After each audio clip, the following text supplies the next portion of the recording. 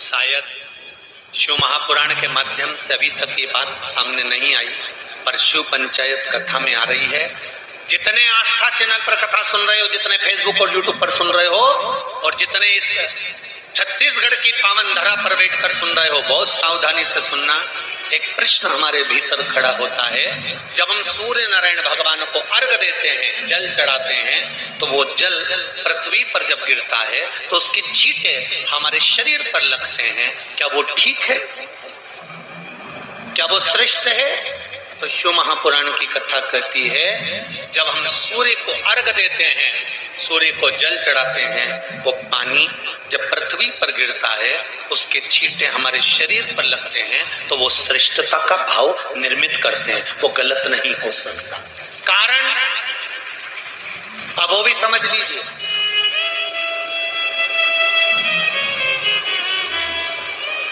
अब सूर्य नारायण भगवान को आप जल चढ़ा रहे हो, तो छींटे नहीं लगे, उसके लिए क्या स्टूल पे चढ़ के चढ़ाओगे कि कुर्सी पे चढ़ के चढ़ाओगे?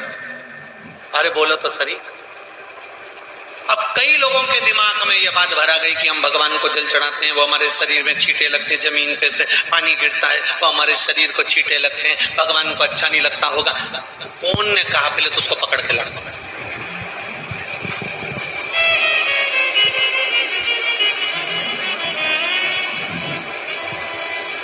क्योंकि मेरे राम जी महाराज, मेरे भगवान कृष्ण,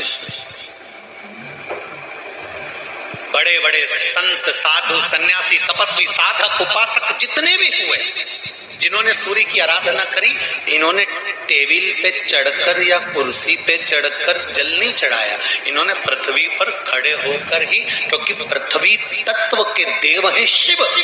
जब हम मृत्यु लोक पर खड़े होकर, पृथ्वी पर खड़े होकर भगवान शंकर का भाग पृथ्वी तत्व को धारण कर कर जल को हाथ में लेकर जब समर्पित करते हैं, और जो जल नीचे गिरता है वो शरीर पर अगर लगता है तो हमको उसका आशीर्वाद ही प्राप्त होता है, दोष नहीं लगता। पर लोगों ने इसको विपरीत कर दिया। कि कौन ने विपरीत करा? कई लोगों ने इसको विपरीत कर दिया।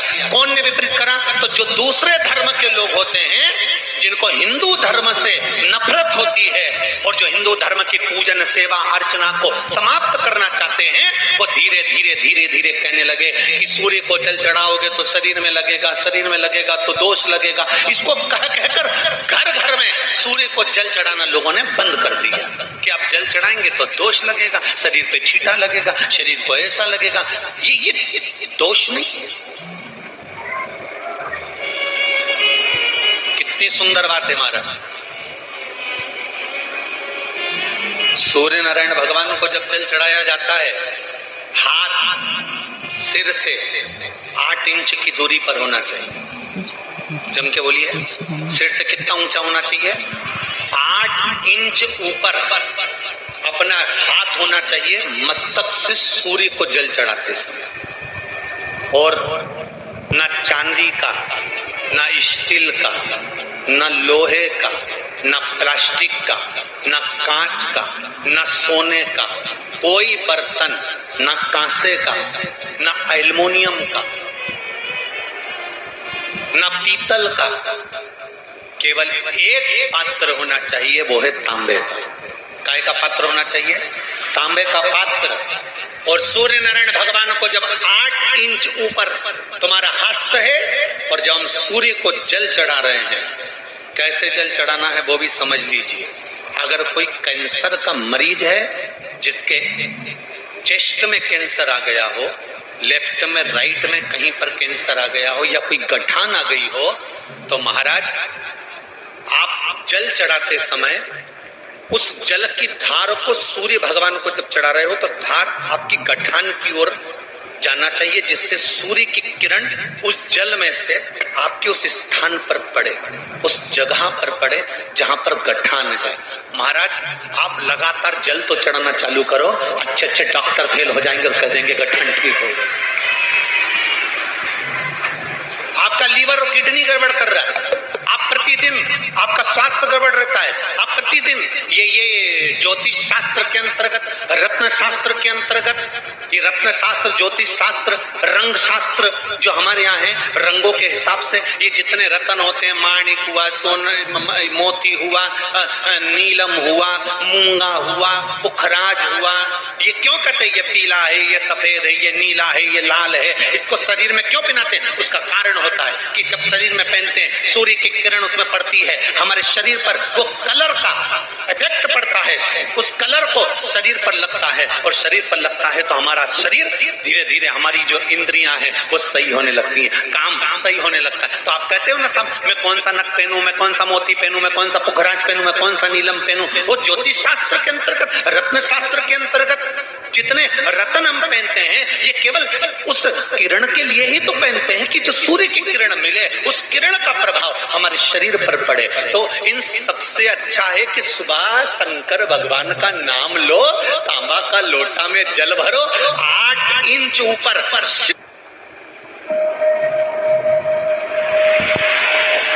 It all started from here. होना चाहिए, तो कैंसर की बीमारी कभी नहीं हो सकती।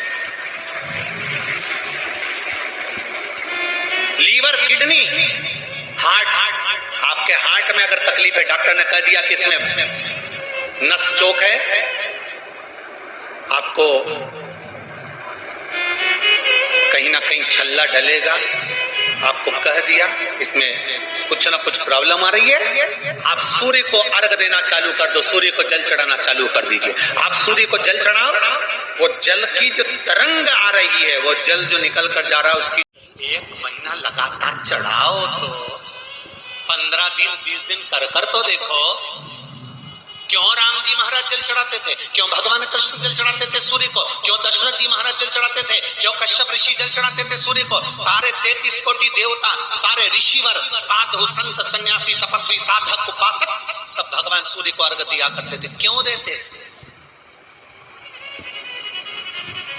किस लिए?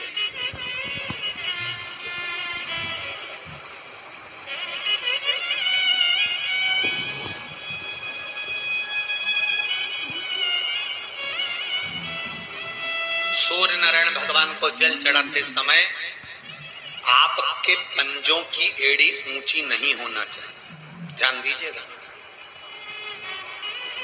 आपका पंजा पांव का पूरा की पूरा जमा होना चाहिए भूमि पर। हाथ कितने इंच ऊपर? 8 इंच ऊपर होना चाहिए। जल जो गिरे, सूर्य की किरण, सूर्य का दर्शन उस जल की रोशनी में करना चाहिए। क्या होगा उससे? जिस बच्चे को आंख में चश्मा लगा हो, मोटे से मोटा चश्मा लगा हो, छूट नहीं रहा हो, तो थोड़े दिन उसको सूर्य का अर्घ चढ़वाना चालू कर दो और जल में से सूर्य का दर्शन कराना चालू कर दो। सूर्य का दर्शन जल में। 2 महीना 2.5 महीना बहुत है, आंख की रोशनी बढ़ जाएगी, चश्मा हट जाएगा। आप कर देखिए। अब एक प्रश्न और खड़ा होता सूर्य को अर्घ देने में। गुरुजी, पंचदेव पंचायत में सूर्य नारायण भगवान शंकर की पंचायत में हैं। सूर्य नारायण को हम फ्लैट में रहते हैं, हम फ्लैट के अंदर रहते हैं, तो हम फ्लैट में रहते हैं, हमारे यहाँ अगर छज्जा नहीं है, हमारे यहाँ जगह नहीं है, तो हम सूर्य को अर्घ कैसे दें? तो महाराज खिड़की तो होगी, अगर घर में प्लेट में पानी ढुलेगा और आप लोग नहीं समेट सकते तो एक बाल्टी रख लो, एक पात्र रख लो, पर सूर्य नारायण भगवान को अर्घ देकर रोशनी शरीर पर पड़ना चाहिए। जिंदगी में कभी कोई बड़ी बीमारी नहीं आ सकती। कितने लोग देते हैं सूर्य को अर्घ? जरा हाथ उठाओ। बहुत बढ़िया, बहुत जोरदार। पुरुष लोग भी देते हैं ना, चाहे बच्चे से बच्चा, बच्चों के हाथ में भी 1 लोटा पानी पकड़ा। घर में छोटे बच्चे हो ना, उनको तांबे का लोटा दो, पानी दो, जा बाहर खड़े हो जा, 1 लोटा पानी चढ़ा के। पहले दिन आप स्वयं बच्चे के साथ बाहर खड़ी हो, ओटले पर, घर के बाहर खड़ी हो, छत पे खड़ी हो या घर के बाहर खड़ी हो, और बच्चे से कह लो, चढ़ाओ बेटा, देखो ऐसा हाथ 8 इंच ऊपर करिए, तांबे का लोटा लेकर पानी धीरे धीरे डोलना है, जैसे वो स्लो मोशन के सीन नहीं होते नाटक में, ये एकदम धीरे धीरे, बस नहीं तो मालूम पड़े छोरा छोरी एक साथ उंडेल के नहीं। जल चढ़ाते समय उस पानी में से सूर्य की किरण पड़ना चाहिए, सूर्य की। श्री शिवाय नमस्तुभ्यम। वीडियो अच्छी लगे तो लाइक करिएगा, चैनल को सब्सक्राइब करके कमेंट में हर हर महादेव अवश्य लिखिएगा। ओम नमः शिवाय। श्री शिवाय नमस्तुभ्यम।